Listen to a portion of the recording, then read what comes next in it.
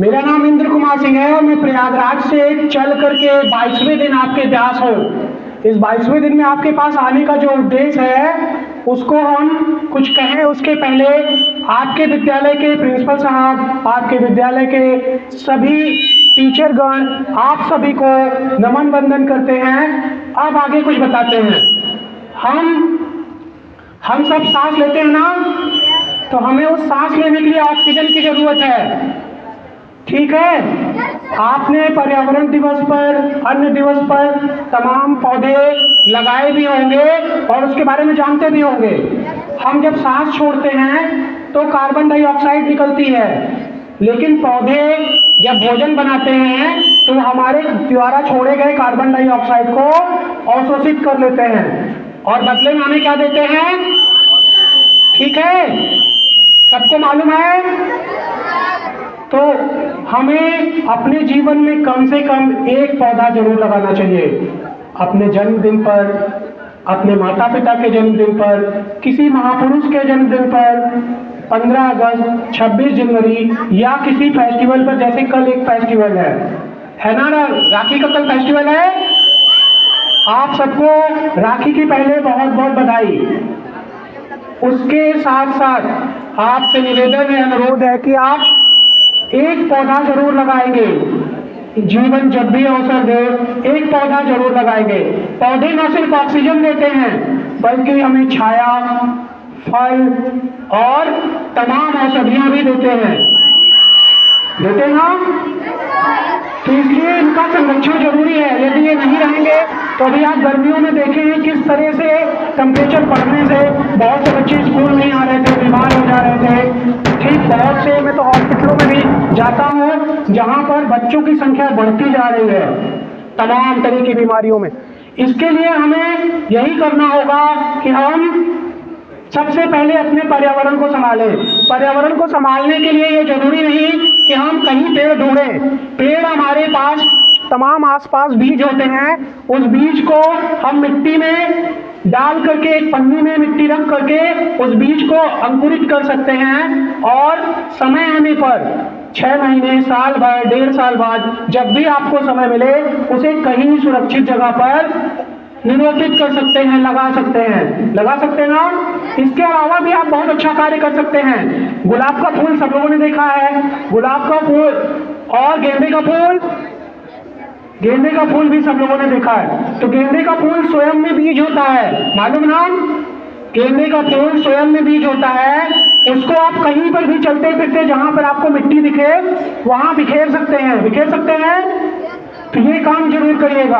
आपके घर में लौकी, नेनुआ या किसी भी बेल का बीज हो तो उसको भी आप बिखेर सकते हैं, वो भी आपके द्वारा ऑक्सीजन उत्पन्न करने में सहायक है, ठीक है। इसके अलावा देखा, दूसरी जो समस्या है वो है प्लास्टिक आपने घर में तमाम यूज किया होगा। आपके घरों में आजकल ऐसा कोई घर नहीं है जहां पर प्लास्टिक उपयोग ना हो रहा हो। प्लास्टिक एक ऐसा सामग्री है जहां वो हजारों साल नष्ट नहीं होता। आप देखिए आपके स्कूल में ही जगह जगह ये आप लोगों ने इसको फेंका है। जानते हैं क्या कर दिया आपने? इसको एकत्रित करिए, फेंकिए मत, एक जगह एकत्रित करिए। जब कबाड़ वाला है, जब सफाई वाला है, उसको दे दीजिए, है ना। तो ये सही जगह जाएगा। इसका प्रबंधन रिसाइकल में चला जाएगा। आज अभी 11 बजे हम डीएम साहब से इसके लिए मिलेंगे भी कि 50 माइक्रोन से ऊपर की पॉलिथीन जितनी भी है उसको रिसाइकल के लिए लिया जाए।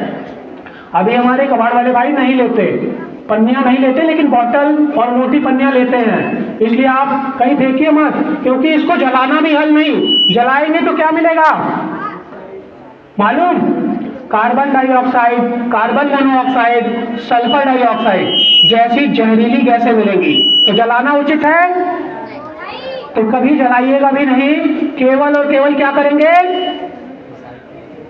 इकट्ठा करके कबाड़ वाले को या सफाई वाले को देंगे, फेंकेंगे नहीं। रंगा जो आप लोग बिस्किट खाते हैं, चिप्स खाते हैं, पहले तो ये सब खाना ही नहीं चाहिए। ये सब प्रिजर्वेटिव्स मिला के दिए जाते हैं।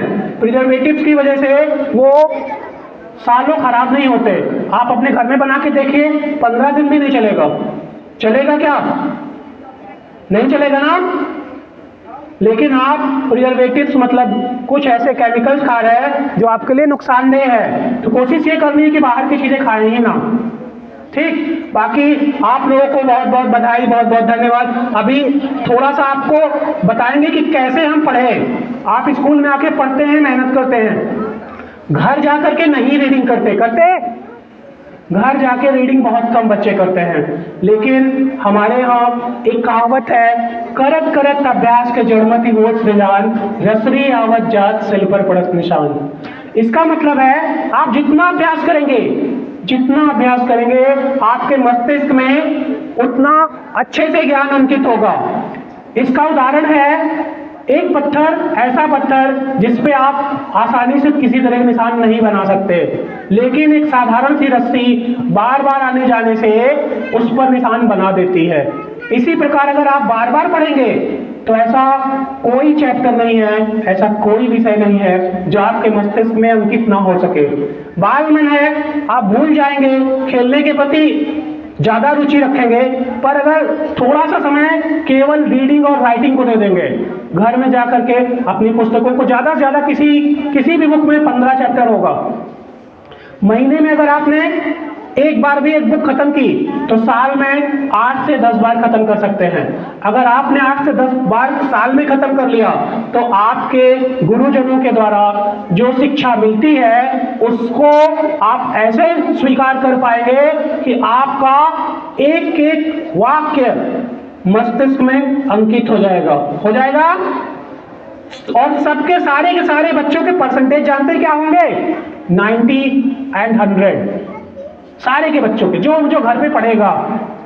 ठीक, तो रीडिंग एंड राइटिंग घर में इमला बुलवाइए कि जो आप पढ़ें उसके पंक्चुएशन में गलती ना हो। करेंगे ना? चलिए, बहुत बहुत बधाई, बहुत बहुत धन्यवाद आप लोगों को। जय हिंद, जय भारत।